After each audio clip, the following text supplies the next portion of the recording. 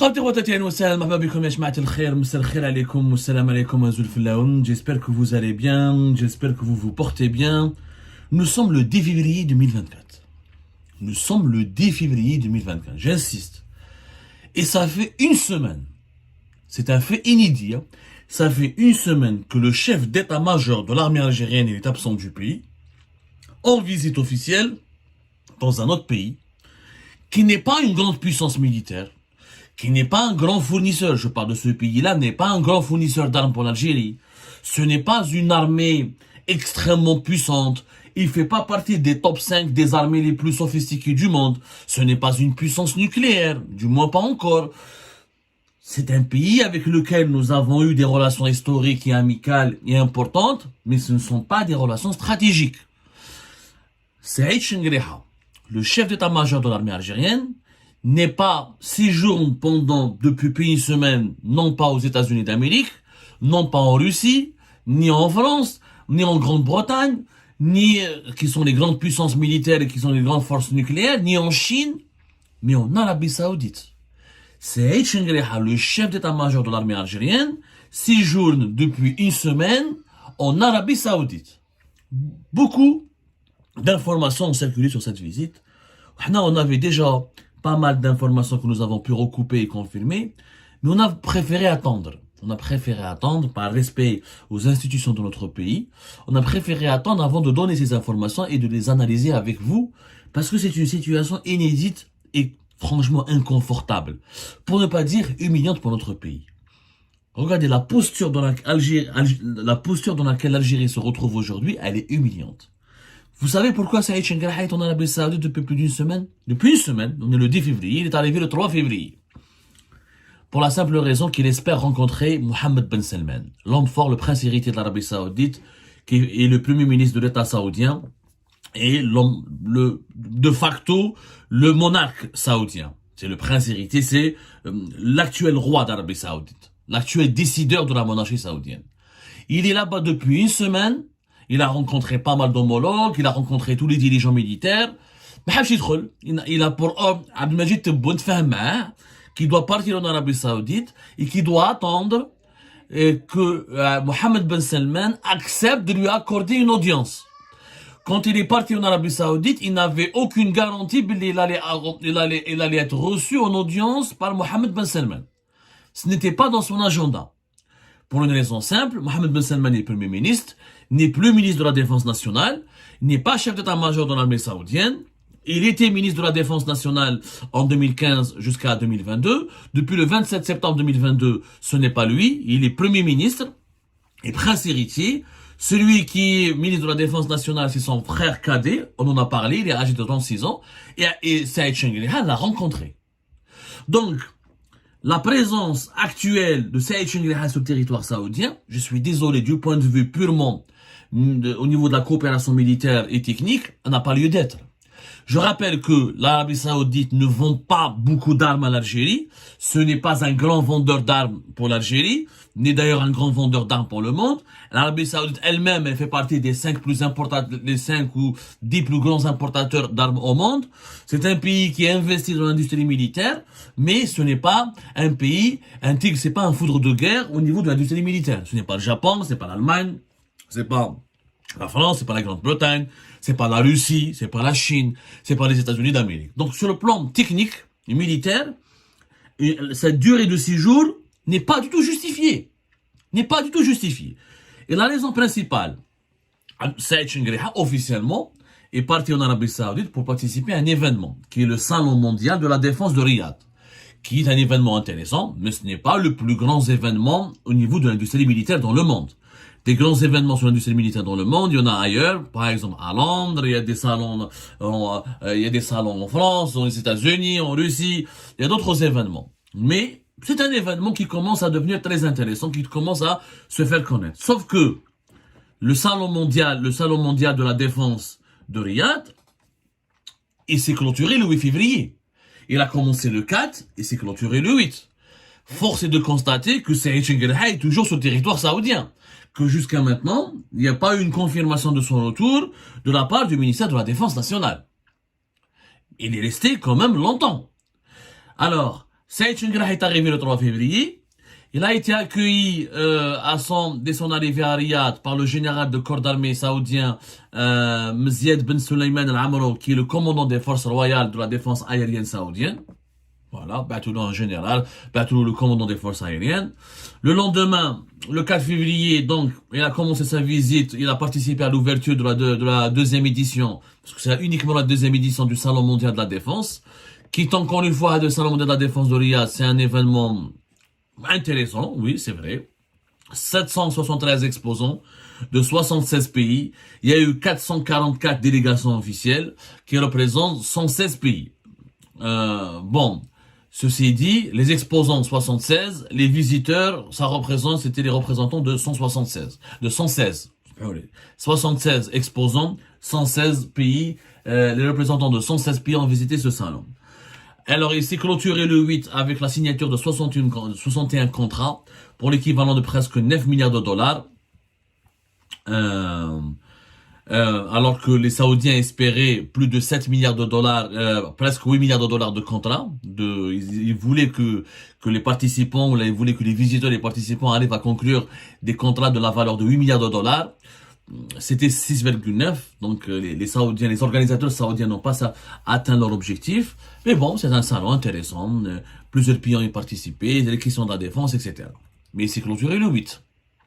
Saïd Chengrah, depuis, durant tout son séjour, il ne s'est pas contenté de rester au salon, puisque il a visité des unités de combat de l'armée saoudienne, il a visité des sociétés dans la défense en Arabie Saoudite, il était à l'école de commandement et des états-majors des forces armées saoudiennes, il a rencontré pas mal de hauts responsables saoudiens.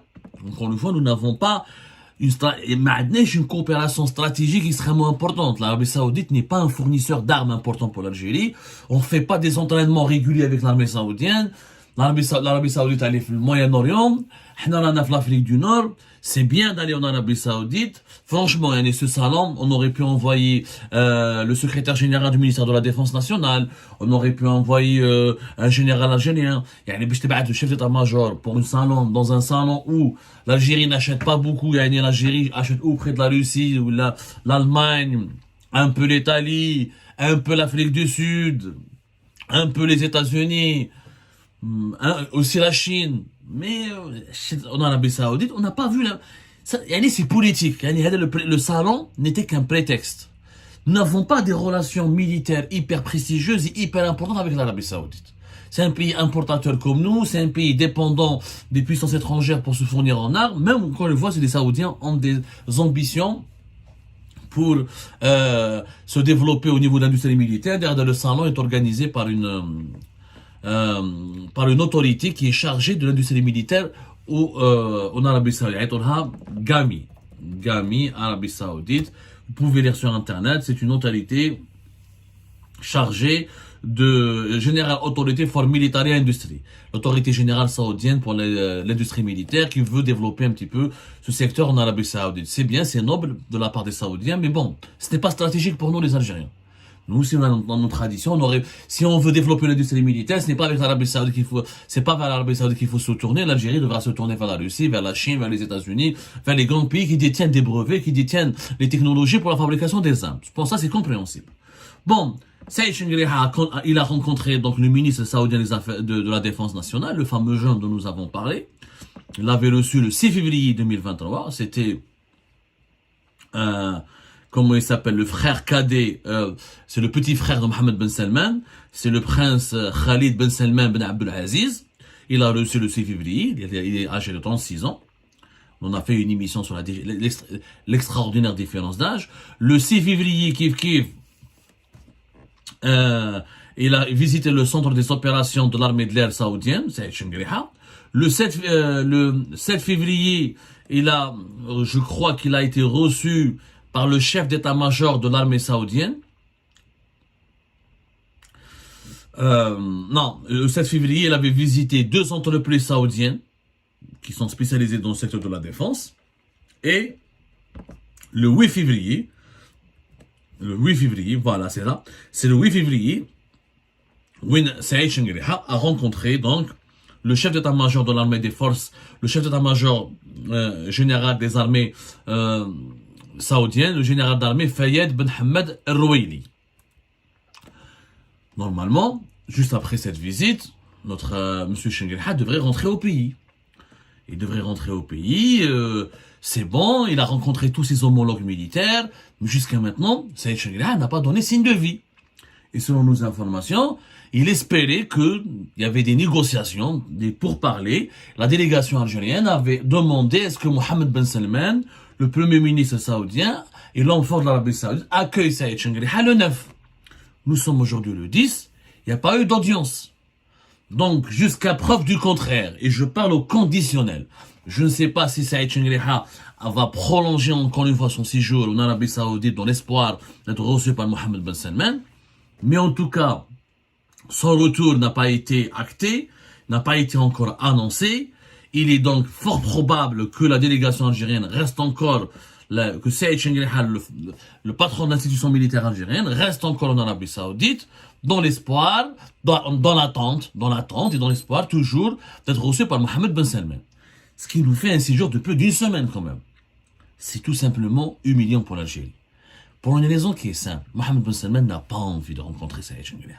Si Mohammed Ben Salman avait ou la voulait vraiment rencontrer Saïd Chengelha, ça fait plus d'une semaine qu'il est là, il aurait pu le recevoir durant tout ce séjour. Voilà, il y avait un salon entre le 4 et le 8, le premier ministre saoudien aurait pu, dans son agenda, trouver une heure. Voilà. Si, dans son agenda, il n'a pas voulu, ou il n'a pas pu, ou il n'a pas, parce que vouloir, c'est pouvoir, c'est l'homme fort de l'Arabie Saoudite, Mohammed Ben Salman, c'est un roi. C'est son royaume. S'il voulait réellement accepter la demande algérienne, ou là, s'il voulait exaucer le vœu de la délégation algérienne de le rencontrer, il aurait aménagé une heure. Maintenant, est-ce qu'il leur a promis de les recevoir le week-end, ce dimanche, ou le lundi, ou est-ce que Saïd Chengelha va rester encore une fois une semaine en Arabie pour rencontrer Mohammed Ben Salman? Là, c'est terrible. Là, l'Algérie, elle est dans la position, cette puissance régionale, ce pays très souverain, nous avons été réduits dans la position du pays qui supplie un rendez-vous avec Mohammed Ben Salman. Ça ne se fait pas. Ça ne se fait pas. D'abord, Mohammed Ben Salman n'est pas ministre de la Défense nationale, il ne l'est plus, il n'est pas chef d'état-major de l'armée saoudienne. Sur le plan du protocole, il est dans son droit de ne pas vouloir rencontrer Saïd Chengelha. L'équivalent de Mohammed Ben Salman, c'est Abdelmajid Tebboune. Donc je ne comprends pas pourquoi Saïd Chengelha a été envoyé en Arabie Saoudite pour... Moi je comprends, je sais pourquoi. Saïd Chengelha a été envoyé par Abdelmajid Tebboune en Arabie Saoudite et Saïd Chengelha, d'après mes informations, n'était pas chaud pour cette visite. N'était pas chaud. Dès le départ, il n'était pas enthousiaste, il ne partageait pas. C'est l'insistance d'Abdelmajid Tebboune. C'est Abdelmajid Tebboune qui a beaucoup insisté pour lui dire tu dois aller là-bas et tu dois demander audience et on va demander audience avec Mohammed Ben Salman. Pourquoi?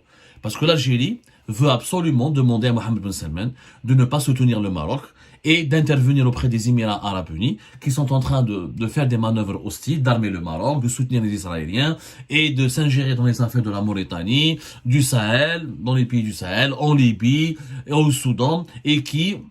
L'Algérie, elle a peur, elle a de plus en plus peur, et elle se sent de plus en plus menacée par cette alliance militaire, sécuritaire, économique entre le Maroc et les Émirats Arabes Unis. La crise avec le Mali, les problèmes avec le Mali, les relations tendues, même s'ils ne sont pas aussi tendues comme avec le Mali, mais ça reste quand même instable et plus ou moins tendu avec le Niger, même si l'Algérie essaie de faire un effort pour gagner les faveurs du Niger.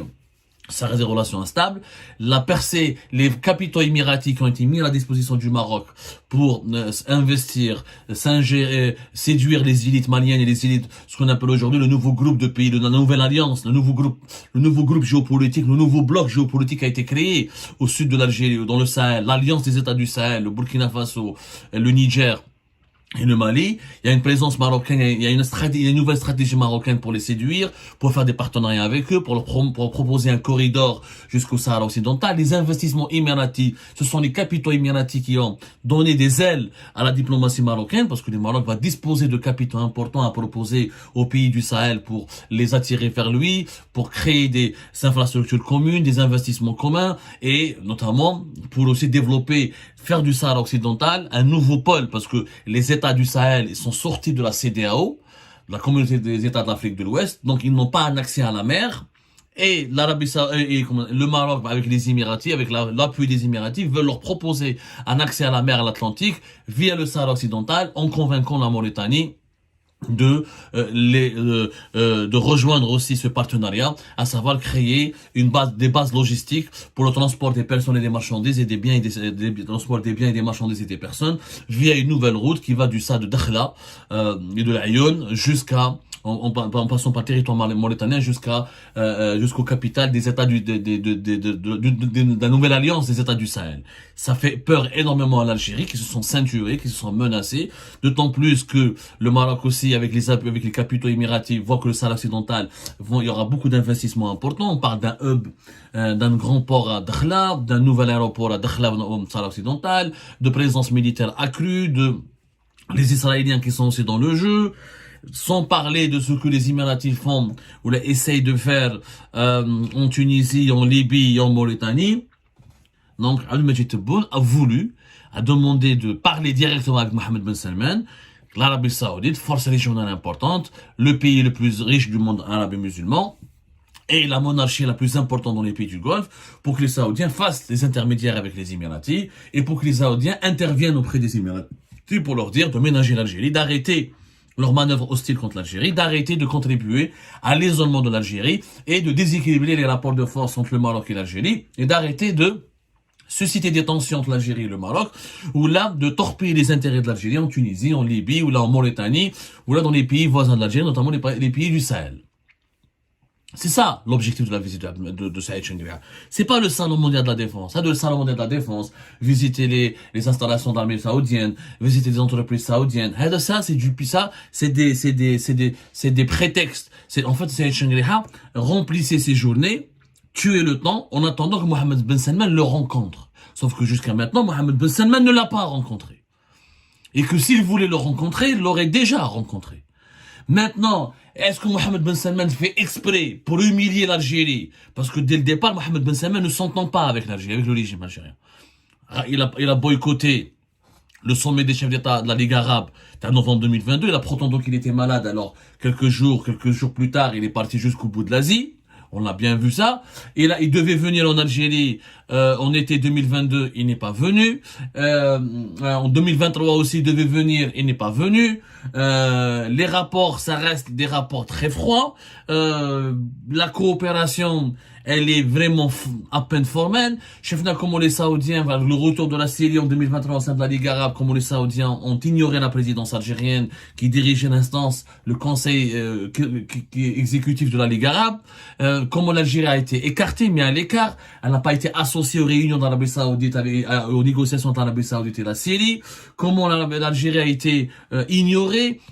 Et chefna, le rôle des Saoudiens, mis à part quelquefois des ministres saoudiens qui viennent à Alger pour essayer de garder le minimum vital, mais on le voit bien, Mohammed Ben Salman nargue l'Algérie. Zid, le plus inquiétant, et c'est ce qui a inquiété le régime algérien, c'est la circulaire, la circulaire signée par Mohammed Ben Salman le 15 janvier 2024.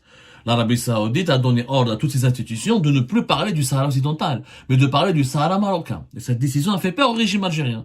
Au moment où il y a au moment où l'alliance Maroco-Émirati se renforce au Sahel et essaie d'avoir une emprise sur la Mauritanie et les Émiratis jouent un rôle de plus en plus influent en Libye et au Soudan, l'Arabie Saoudite ne veut plus parler du Sahara occidental. Elle a donné comme ordre de pratiquement, il y a une interdiction officielle et formelle. Les autorités saoudiennes interdisent à tous les organismes gouvernementaux saoudiens de parler de Sahara occidental. On ne parle que de Sahara marocain.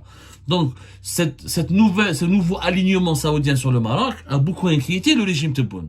Et c'est l'un des sujets de discussion que Saïd Chengria a envie de voir, a envie de parler, a envie d'aborder avec Mohammed Ben Salman. L'Algérie veut demander à l'Arabie Saoudite de ne pas rejoindre l'Arabie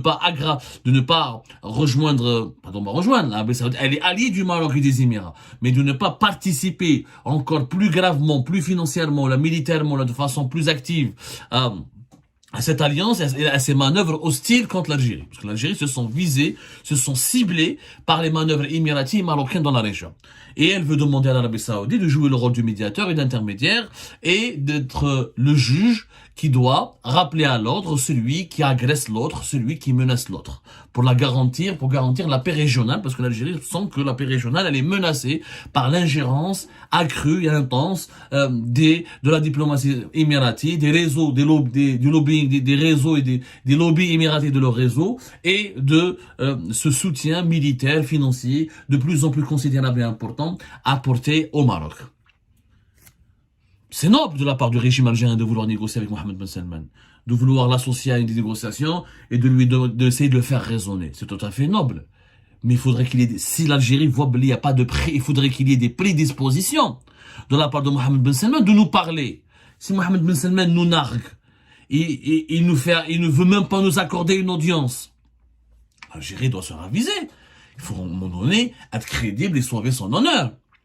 Il ne va pas vouloir te recevoir, je rentre à Alger. Je fais mon compte rendu, ma la Kabyle. Il y a d'autres canaux, et après il faut se poser la question. Pourquoi Mohammed Ben Salman, depuis 2021 jusqu'à aujourd'hui, il se détourne de l'Algérie, il ne veut pas venir en Algérie, il nargue l'Algérie, il ignore l'Algérie, et il pratique une politique clairement anti-algérienne, peut-être qu'elle n'est pas aussi violente, aussi brutale que celle des Émirats, qui clairement ont une position pro-marocain très active, surtout avec la visite de Mohamed VI. C'était en été, c'était Abu Dhabi Mohamed VI. C'était récemment, c'était en décembre 2023, la fameuse visite de Mohamed VI à Abu Dhabi, visite 2023. Elle a scellé une alliance claire où les Émiratis, on est prêt à mettre des milliards au Sahara occidental, à transformer le Sahara occidental. On a un nouveau hub diplomatique, économique, géopolitique dans l'Afrique subsaharienne. Et là, nous assistons à des tournants au niveau de la région, sur la scène régionale. On assiste à l'avènement de nouvelles forces, de nouveaux lobbies, de nouveaux blocs, où l'Algérie, malheureusement, se sent très bousculée, très menacée. C'est légitime de la part de l'Algérie. Mais il faut se poser la question, il faut se poser une fois pour toutes la question, pourquoi nous avons trop d'ennemis? Pourquoi Mohammed Ben Salman, est-ce qu'à l'époque de Bouteflika, un dirigeant algérien aurait attendu une semaine en Arabie Saoudite pour rencontrer le prince héritier saoudien? Jamais de la vie. Est-ce qu'à l'époque de Bouteflika, on suppliait pour rencontrer l'homme fort de l'Arabie Saoudite? Jamais de la vie. Aujourd'hui, il faut se poser la question. Pourquoi on a autant d'ennemis? Pourquoi on est rejeté par tant de pays importants dans la région? Pourquoi nous avons des relations aussi tendues avec les pays les plus importants sur le plan économique et géopolitique? Parce que le régime actuel a multiplié les maladresses, les bourdes, il ne rassure pas, il ne jouit pas de la crédibilité nécessaire pour que les puissances de la région puissent traiter avec lui. Que Dieu protège l'Algérie et les Algériens. Peut-être que Mohammed Ben Salman va finir par accepter la demande d'audience de l'Algérie, mais au bout d'une semaine, même si Mohammed Ben Salman va recevoir Saïd Chengheri le 10 février, ou peut-être demain le 11 février, ça restera quand même une humiliation pour l'Algérie, parce que attendre plus d'une semaine pour rencontrer Mohammed Ben Salman, ça fait de l'Algérie un pays qui n'est pas prestigieux, un pays inférieur à l'Arabie Saoudite. Or, ce n'est pas le cas. Nous avons un passé plus prestigieux que l'Arabie Saoudite. Nous sommes un pays qui a une histoire plus glorieuse que l'Arabie Saoudite. Et nous avons été l'un des leaders du tiers-monde et de la rive sud de la planète. Le rang de l'Algérie, qu'elle avait occupé durant les décennies précédentes, ne pouvait pas nous permettre à Mohammed Ben Salman de nous traiter de la sorte. C'est tout simplement inacceptable ce qui est en train de se passer aujourd'hui.